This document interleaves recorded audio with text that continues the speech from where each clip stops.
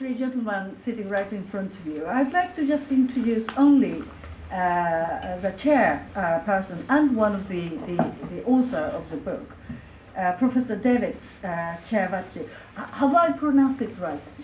Chiavacci. Chiavacci. Okay, so it's complicated. But David came here from Switzerland all the way to give you a talk. But he's a professor in social science of Japan, as well as a director of the University Priority Research Program, Asia and Europe at the University of Zurich. His research covers economic sociology, political sociology, and sociology of knowledge of contemporary Japan. When was it? I think it was over a year ago. We did send one of our speakers who was an MP in Japan, a female MP, actually who came out as a lesbian for the first time in Japanese history. And she went to University of Zurich to give a talk as well, and then David looked after her very well. But David's interest is really, really wide. And today we'd like to introduce you to this book, Social Inequality in Post-Growth Japan. Up until maybe 80s, we didn't think that we had a inequality in Japan. Obviously, maybe we did, but we didn't think that there are poor people in Japan. That was 2008. I'm writing PhD thesis myself, and which is about child welfare and prevention of child abuse. By researching, you can tell that there is a growing inequality, and 1 in 6 children are living in so-called relative poverty in Japan. And when I talk about this with my friends, ordinary housewives, they all say, no, there's no children living in poverty in Japan. We're a rich country like that. But reality is very different. And today, Professor Takehiko Kariya, who David will be introducing you in detail, and then also Peter, Dr. Peter Matanle of Sheffield University, who's also a very good friend of Daiwa Foundation. They're going to talk about this topic. So can I hand it over to David? Thank you. Another thing, sorry. We don't have the copies of the book tonight, but we have this flyer. So if you would like to buy it, there's 20% discount, and those flyers are downstairs, so you can just get one of those. Sorry about that. Thank you for the commercial.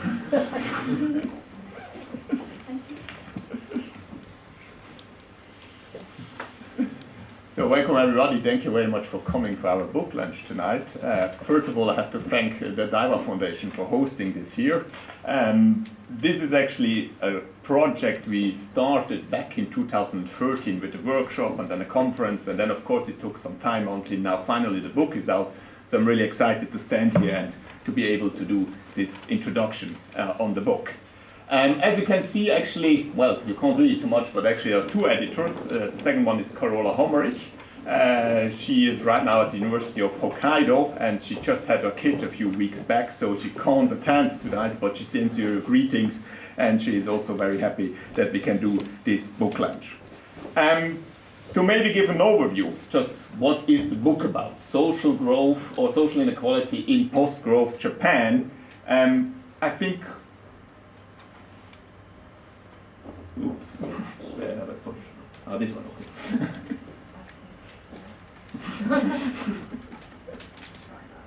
Okay. All right. Good.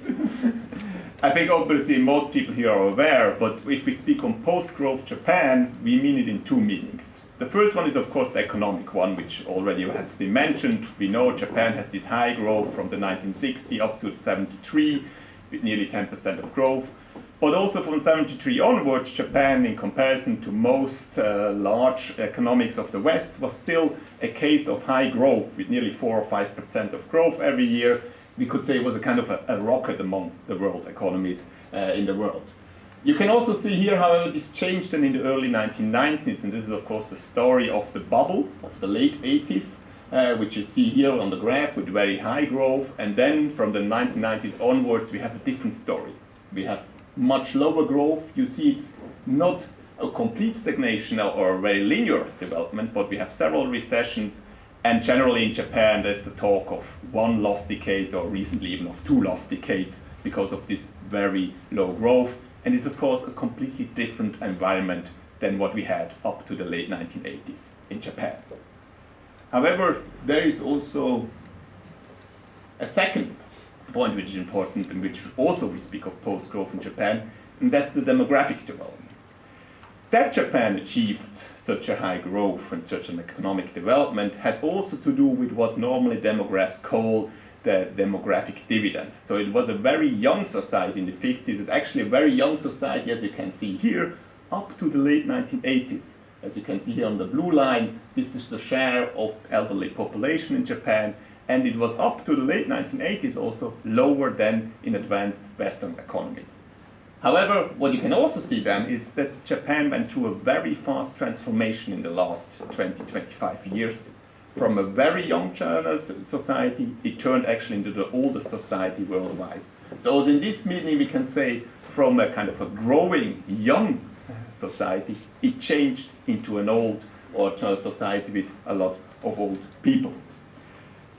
In connection with this, what we have is a change, what already has been mentioned, in the self-perception in Japan of social inequality, of what is.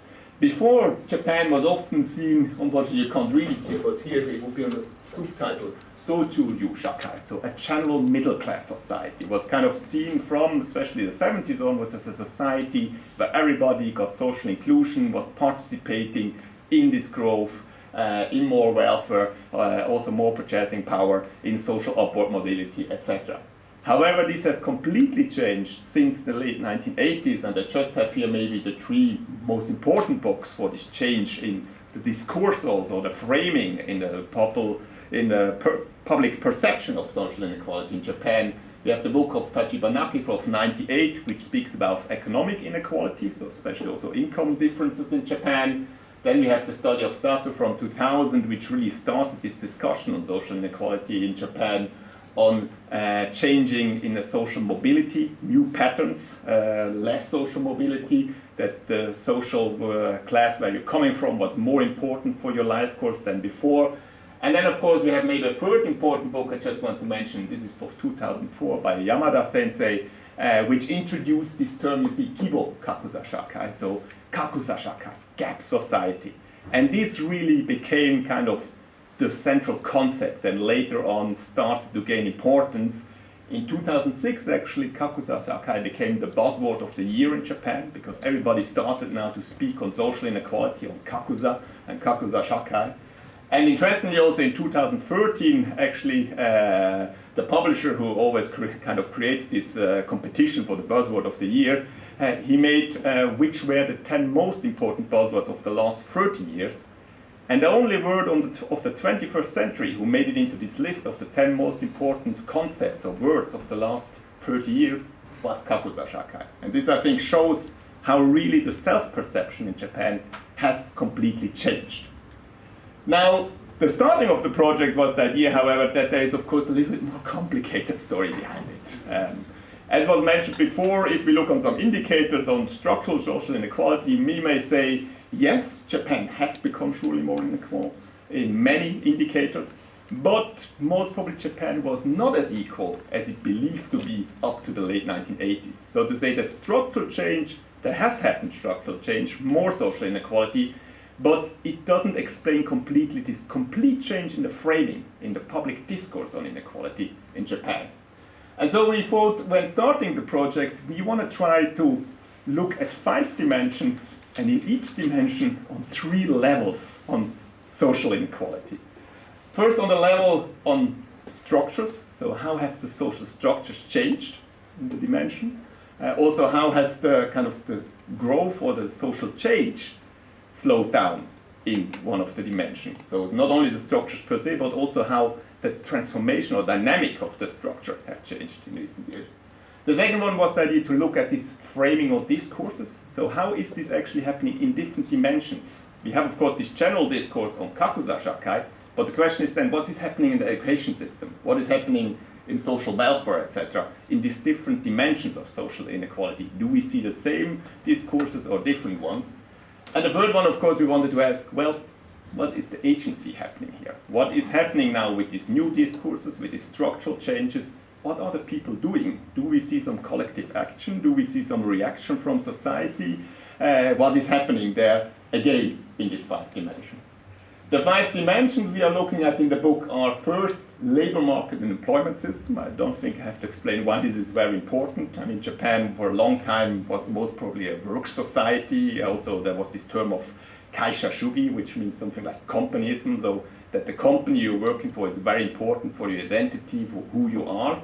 And of course, we have huge changes. We have not a large increase in unemployment, but we have a large increase in irregular employment, which means this old system is breaking down, or maybe not completely breaking down, but who gets into the core workforce is a smaller and smaller group. So there's a huge change going on. The second one is welfare system and family. Maybe the point there is that in Japan for a long time was known for having a very small welfare state. So not a lot of, not high taxes who are then redistributed between the social classes through a welfare system, but that the family was much more important, kind of the last net for social equality in Japan. There's of course the question what happened there after these new discourses, these new developments. Okay. The third one, I think, again, it's clear, education and social mobility. The question, which was one of the, as I said before, Sato Sensei, but also Kariya Sensei, which is also one of the leading specialists in this question of, that we see kind of a strengthening of the social origin on the educational achievements, so what people will actually later become in life. And there's the question, how has the education system changed? How has social mobility changed?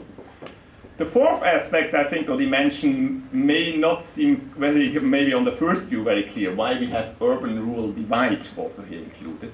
But I think this is especially important in the case of Japan, because what we see in comparative study for political economy, that in Japan, as said before, you have not so much that through taxes there is a redistribution in the kind of Japanese system between the social classes, but there is a huge redistribution between the urban centers and the rural areas. And this was kind of very important, had of course also to do with the election system where rural votes were more important for who sits in the parliament, which explains why we have this redistribution. This is also very important in the view of the demographic change, because it's especially the rural areas who have aged, and now some of them are really consisting nearly only of old people, something that Peter, I think, will later speak on. And then we had also a fifth dimension we wanted to include, and that's new immigration and ethnic minorities. The idea was there, this is not so much a strong topic in Kakuza Shakai. But the interesting thing is that Japan, basically since the later 1980s, has become an immigration country. The foreign population is still lower than 2%, so we would say very low in comparison to most Western economies, but it's increasing, and it's continuously increasing. And Japan has, if you look on the yearly net immigration, a significant immigration movements going on, and it will be further transformed in the coming years, we can foresee. So the question is also there, what this does mean for social inequality in Japan. Has it had an influence or not? So you see, looking back, I would say this is kind of an over-engineered book to a certain degree. We have 3 levels and 5 dimensions. We have 15 chapters on that. Then we have 2 more chapters which give a general introduction on kind of a risk perception in Japan, and also a theoretical chapter. And then, of course, we have an introduction and conclusion. And I have to say really thank you to all the authors that they stick kind of to our structure we tried to fulfill. It was really hard work also for them to kind of what the editors wanted to do. It's also maybe one reason why it took us so long to finally bring out the book. But I think the overall, I hope at least when you read the book, it's going to be interesting. So I'm going to talk today, as David indicated, about urban-rural divide, but talk mostly about rural areas, but try and also to expand my talk to thinking about Japan as sort of a canary in the coal mine, or a laboratory for thinking about aging and depopulation and rural issues in the entire Asia-Pacific region, actually. And hopefully I'll have a little bit of time to talk about a country that we don't normally think of being an aging and depopulating country, but New Zealand, where I've recently done some research. So some of this talk will be, the content will be very much focused on what is in my chapter in the book, but also to try and add a little bit more of a dimension to it that hopefully will contribute to this evening's event too. So I'll get on with it. How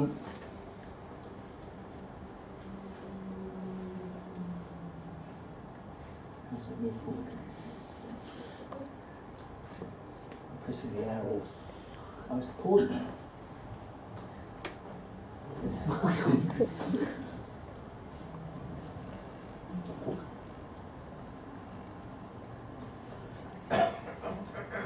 There we go. Right, okay, got it. Apologies for that. I'm not normally this bad with technology, really.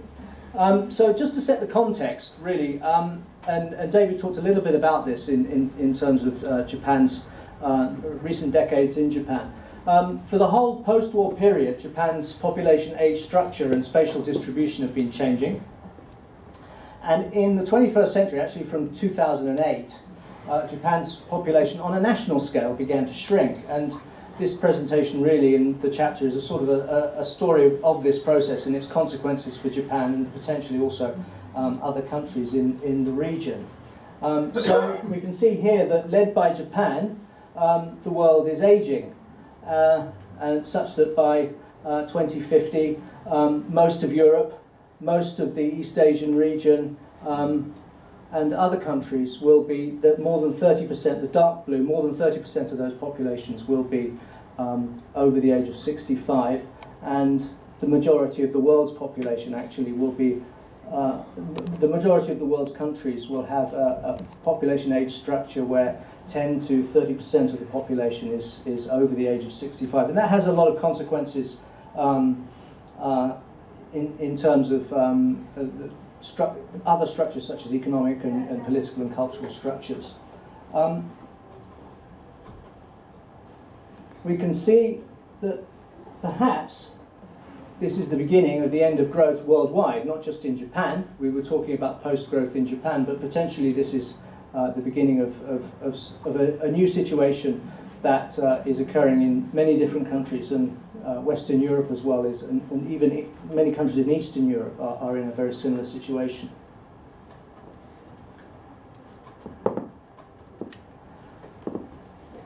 We've also seen over the past few decades in the Asia-Pacific region particularly exceptional rates of urbanization. So we can see at the top here, the Tokyo-Yokohama region in Japan, 29.8% of the Japanese population is now located in that region. That's nearly 1/3 of the entire population of the country is located basically in 2 cities, or at least 2 cities plus alpha. Other countries are in a similar situation. So Metro Manila in the Philippines, 23% of the Philippine population is in Manila.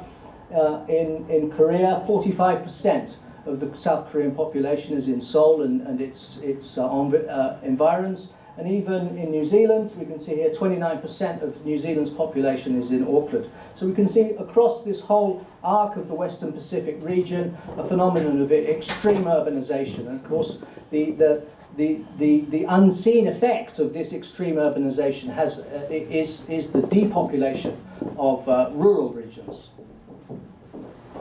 which I'm going to talk about.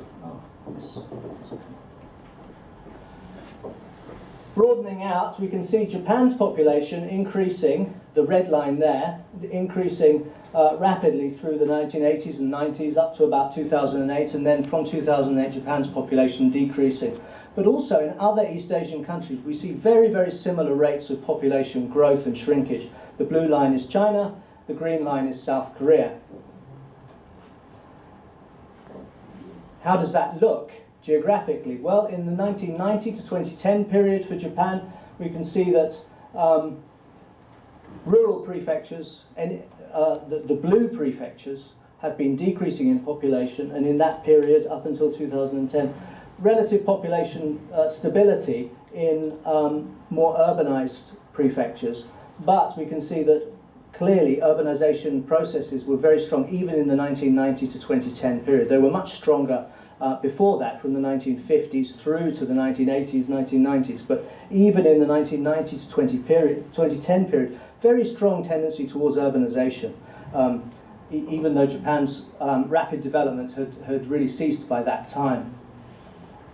And in the present day, in the 2010 to 2030 period, we're well into that period now in 2016, a very interesting phenomenon has taken place demographically and spatially in Japan, is that depopulation now is taking place in nearly all prefectures and nearly all urban areas. So depopulation is no longer a sort of rural phenomenon that's a sort of unfortunate but perhaps unfortunate consequence of Japan's overall national growth. Growth really isn't taking place anywhere at all, apart from one or two settlements such as Tokyo. So we see in the Tokyo metropolis massive scale urbanization, high-rise, the construction of high-rise multi-use urban functions, and very high density living. High cost, sophisticated infrastructure. And the majority of the nation's resources being, despite the, David talked about, for example, the redistribution of resources from urban to rural areas, but really the bulk of the nation's resources are going into the development of these 21st century metropolises. And of course, with the resources going into these areas, they tend then, as a sort of there's a multiplier effect. The gravitational pull of these metropolises, these very large urban concentrations, pulls even more resources and people out of rural areas and into places such as Tokyo. Indeed, I've recently read some research that shows that the unipolar concentration in Tokyo of governmental, economic, and other functions has even destabilized the Keihanshin area in Kansai demographically. So people are now leaving the Keihanshin area and moving into the Tokyo region. But what happens in rural areas? Well, here we go. We can see abandoned homes. This is a farmhouse was a farmhouse in Niigata Prefecture. It's now home to a band of cats. We can see abandoned farmland. Bankrupted businesses. Retail deserts. Empty guest houses. I can tell stories about all of these buildings if you want to in our Q&A later on, and we can sort of expand on these issues. We can see disused and decaying infrastructure. This was a junior high school in Niigata Prefecture. Collapsed industries. This was a coal mine in Hokkaido. Ghost towns. This town, I think, is a very interesting one. It's the town that is attached, or was attached, to the coal mine. And it was specially built housing for the mine workers. There are about 300 housing units in this area here, and only 1 in 8 of the units are now inhabited. This is about an hour or two's drive out of Sapporo. Only about 1 in 8 of these units are actually inhabited, and most of the units were built for families to live in, of at least 2 or 3 children, perhaps even 3-generation households. So they're actually quite large housing units by Japanese standards, at least by Japanese urban standards.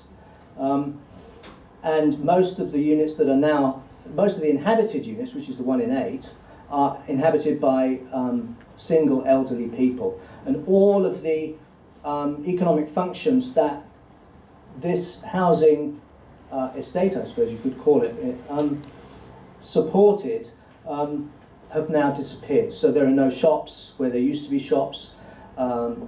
there's no petrol station, there's no laundry, the bathing facilities have gone, and so on. And these single older people are really living very isolated and very, very challenging lives, because it's not just that their neighbours have gone, so they're living in neighbourless communities, but that all of the private urban functions or modern functions of a normal modern life have now disappeared from that area.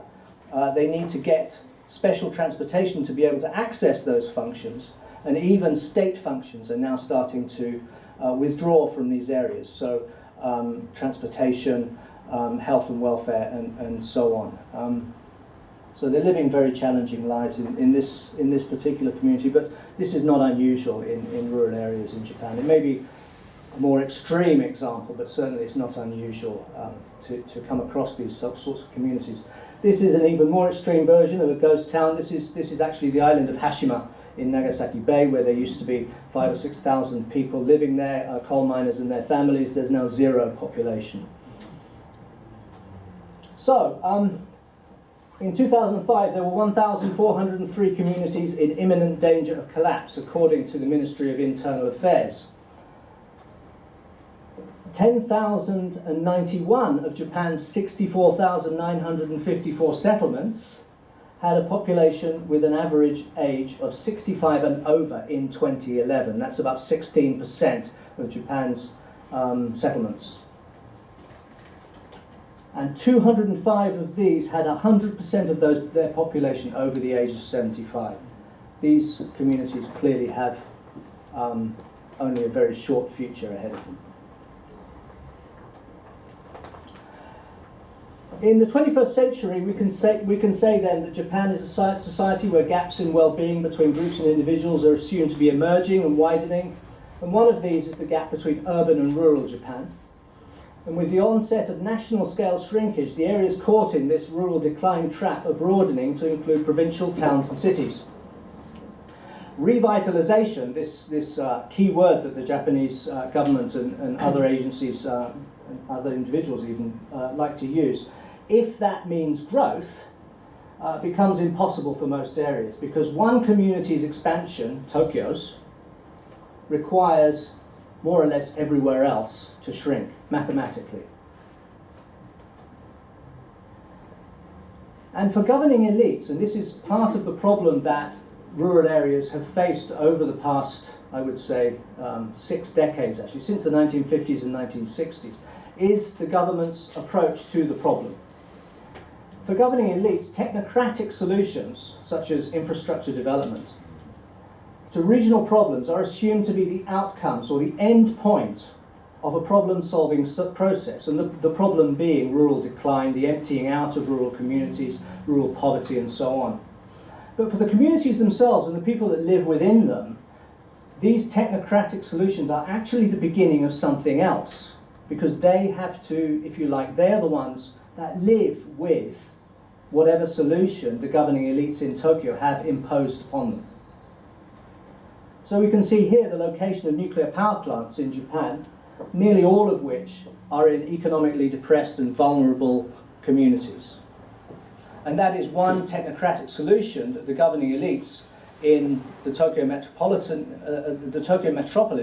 have, if you like, decided for rural areas as a part of what they consider to be a part of the revitalization process.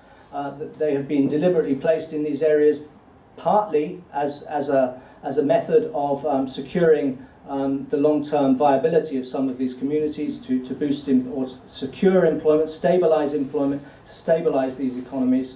Perhaps these economies were used by the governing elites as a method. Their vulnerability, if you like, was used as a method of placing these plants. But nevertheless, this is a technocratic solution that for the governing elites is a sort of end point for these communities. But actually, for the communities themselves, it's the beginning of something else. And we saw that something else in the Fukushima disaster of 2011. And the closure of all of these plants subsequently. Are there at least two types of shrinkage in Japan. There are individual settlements which experience economic collapse and population loss with the disappearance of a core industry. So we see that in Hokkaido with the coal mines, we see that in Kyushu with various industrial sites and again, coal mines. This can be stabilized actually, or even reversed. Sheffield, for example, my own, where I live now, Sheffield in the 1970s through to the 2010s, suffered enormous economic dislocation in Britain's industrial restructuring, but it's now one of Britain's most rapidly growing cities. So these sorts of things can be reversed, but under certain circumstances. And nevertheless, it prompts some people to ask why regional shrinkage in Japan is a problem. Lots and lots of people have said to me, particularly people from the United States actually, because there are so many ghost towns littering the western and central states of the United States. What's the problem? Towns come and go. Look at California after the gold rush. The problem here is that there's also demographic shrinkage. And the demographic dividend that David introduced us to is both an outcome and a cause of low fertility. And low fertility results in an aging society and eventually population loss, which we're experiencing on a national scale now in Japan. It begins in geographically peripheral and isolated communities. Remember those two maps I showed you?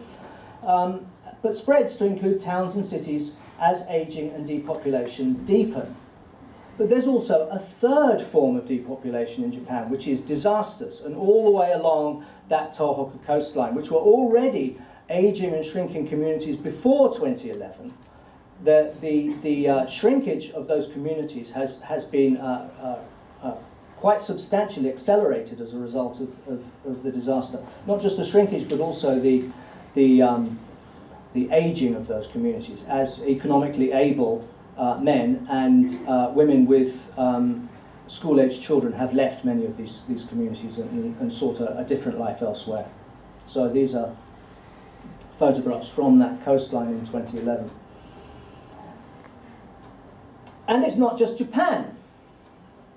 This is New Zealand. This is in the South Island. There's a town called Ojai. You can just about see it there. And Nightcaps, where I was very fortunate to visit quite recently. These are uninhabited houses and shops, and anyone who knows anything about New Zealand, if you can see, if the village's rugby posts are in that state, you know the town is in trouble. And this is a photograph from Dunedin, which is the second largest settlement in South Island, which is also a shrinking city. And this is a photo from near the very, very bottom of South Island, near actually, I think even further south than Invercargill. And the very interesting thing about New Zealand, there's so many parallels between New Zealand and Japan in these sorts of in this subject. We have here a tsunami hazard zone, and in the background an enormous aluminium smelting plant with no protection. And just round the corner, an oil terminal.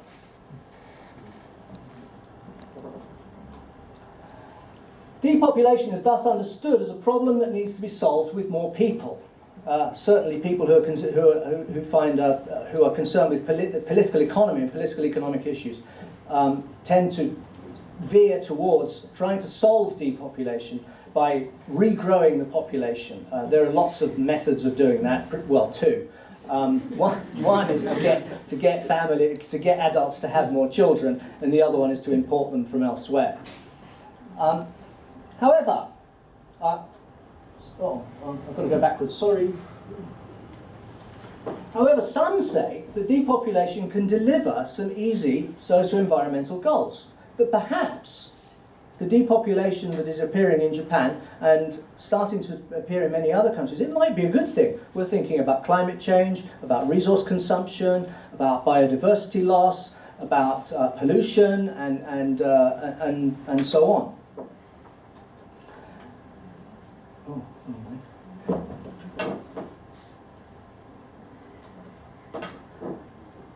And I've called this, potentially, this could be called a depopulation dividend. So not a demographic dividend, which is the economic dividend that comes with structural change in the population. This could be a dividend that comes from depopulation.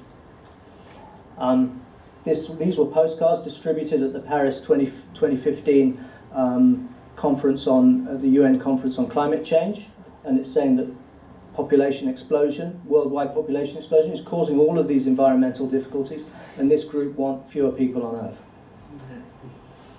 Here is graphs that show the people that are vulnerable to rising sea levels due to climate change. So this is locked-in climate change. The light blue is 2 degrees Celsius overall rise. The dark blue is 4 degrees Celsius. So if global temperatures rise by 2 degrees Celsius, 64 million people in China will be, and 18 million people in Japan will be vulnerable to sea level rise. If it's 4 degrees C, 145 million people in China and 34 million people in Japan. But notice, 1, 2, 3, 4, the 6 top countries are from Asia.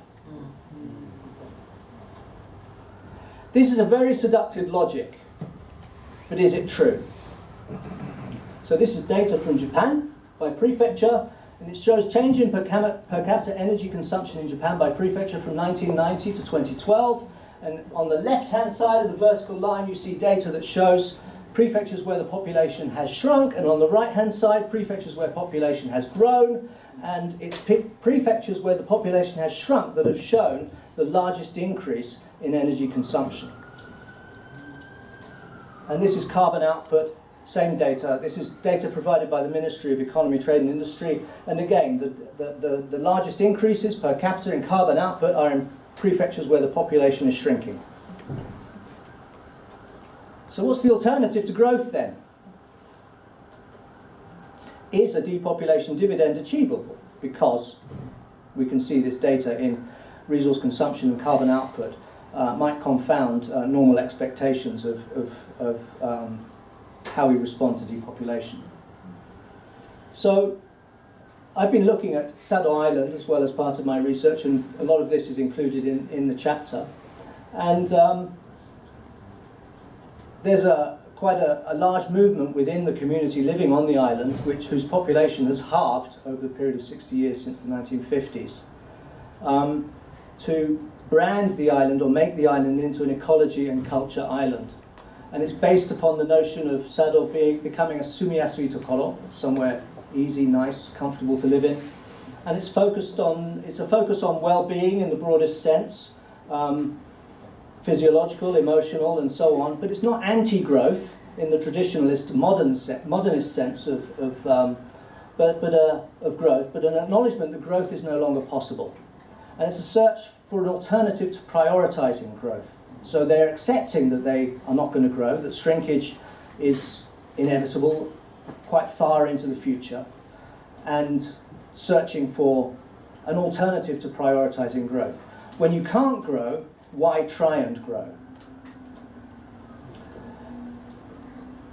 A lot of this is focused on environmental issues, and there's the toki there, which Sado being the only habitat remaining in Japan where the toki remains. And it says here, what is it? Moichido toki o sorae.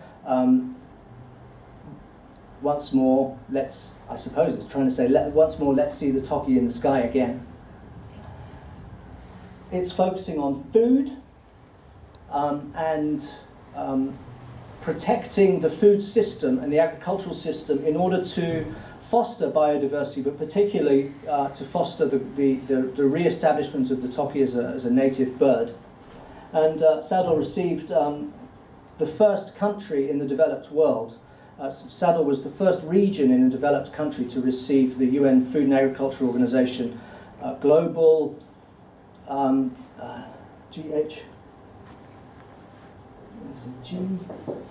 Globally Important Agricultural Heritage Status. That's it.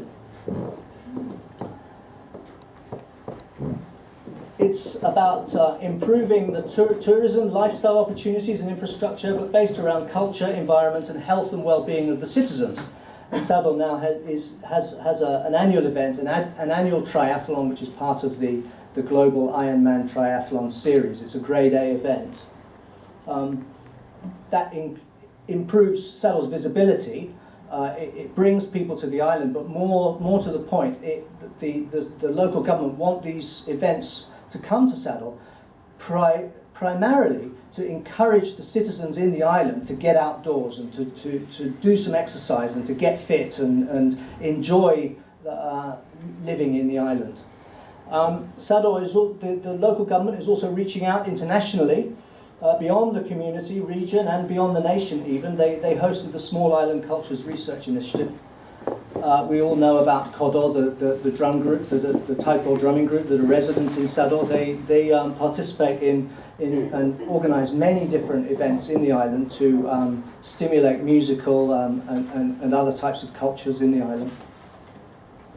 And of course, who could forget that Sado is also produces some very nice sake.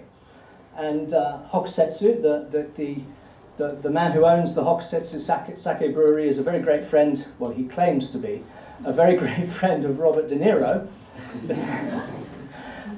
who helicopters in about once a year to taste their sake and get very drunk together. But through that relationship, he's been able to place his sake in the Nobu restaurants around the world. Here is a local shrine that was used also to stimulate film tourism. It was used as a location for the filming of a horror film. And ecotourism, this is the original growth temperate rainforest in the northeastern part of Sado Island. Now let's look at New Zealand, what they're doing. Well, in New Zealand, this is in the South Island, which is a depopulating area. This is a cafe right in the centre of the island in central Otago. And here there is a cycle track that uses the disused railway, the railway line, and the tracks have been taken out and they've put a surface on for cycling. And increasing numbers of tourists from elsewhere in New Zealand, but also internationally, are coming to cycle this cycleway, and they're clearly spending money and staying the night in various places. Cycling, you can only sort of cycle a few dozen kilometres a day unless you're really mad, and so consequently it's a nice way to enjoy a holiday, and you can stay multiple nights in this place, in this region. There's a little cafe there. This is some public art in the cafe, in the cafe grounds here. This is a kind of a sculpture. Further north in South Island, there's an area called a small town called Macquarie Flats, which is situated right next to a gold mine, and they have a public art project going on there to sort of really advertise the town and get the town's name known beyond the local area. And there's some more paintings, enormous paintings. You can see the sheep in the background there on the hillside. And this is on the route between Port Chalmers and Dunedin. A local artist has, with local people, children and so on, has painted all the bus stops and made the bus journey much more attractive for people to come in and out of Port Chalmers and Dunedin on their daily commute. It's very interesting that all of the pictures have some kind of local connection. There's local wildlife, history, environment. In that one there in Maya, there's actually an oil tanker there because Port Chalmers is a port. And then, of course, local children on the other bus stop. And in this town here, Katikati, they have a competition every year for who can paint the nicest or the best mural, and then whoever wins the competition can have their mural painted against the side of a shop. And so they've got now somewhere in the region of 40 murals on the sides of shops all the way around the town, and it's attracting quite a lot of tourists and a lot of not just interest in the local area, but broadly in New Zealand and even internationally. They get people stopping off for an afternoon or a day who are touring around North Island. And again, the pictures are featuring local people or local wildlife and so on to give the town character, but it also gives people a sense of their own place, of their own rootedness, a sense of themselves as a community. Of the people I talked to, at least in this town, they said that tends to, it has one it does have an impact on people's decision to leave or to stay. That it gives the community a sense of identity, a sense of character, a personality that perhaps was lacking in the past. Okay, so what are the implications of all of this research? Well, it's the evidence from Japan, at least, suggests the depopulation dividend, if we think of an easy socio-environmental gain without doing very much, may be more difficult to achieve than many currently assume. Think of the energy data there, for example, as a proxy for other types of potential benefits from depopulation.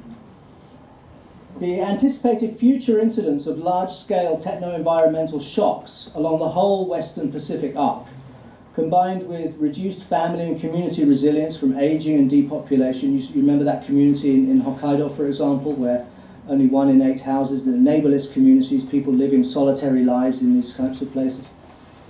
Combined with reduced family and community resilience, places greater responsibility to invest in resilience building. But in a reversal of standard 20th social science thinking, could rural regions instead of urban regions, the social sciences focus on urban studies and studying cities and so on, as if they are in the vanguard of change in the modern era. Perhaps we can reverse that and look to rural areas, some of the rural areas in Japan that are coping with depopulation, some of the areas in countries such as New Zealand that are also coping quite well with depopulation. Can we look at rural areas perhaps as being in the vanguard of change in the 21st century? Remember, urban areas in Japan are also now shrinking, but they started shrinking 40 or 50 years after rural areas started shrinking. And perhaps, how could, this is sort of me as an idealist talking, how could Japan's experience with the confluence of aging, depopulation and large-scale techno-environmental shocks be useful for the rest of the world in the coming decades? So, thank you very much.